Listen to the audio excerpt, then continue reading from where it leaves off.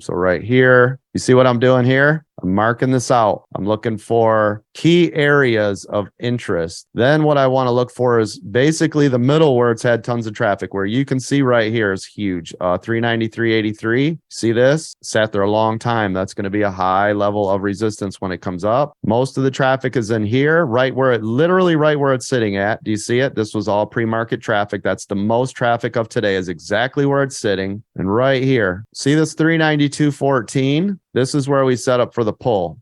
You see this? Now we still have 24 minutes, so we'll see what it does leading up to it. But right here, this is where we're setting up, and or we're hitting it for a pull right on a put, because then you've got a gap down to 390.93, and then it's lights out for SPY, right? Now, SPY short squeezes out of the gate. Once this breaks this 393.83 to the upside, it's the same thing. We start to look at a long.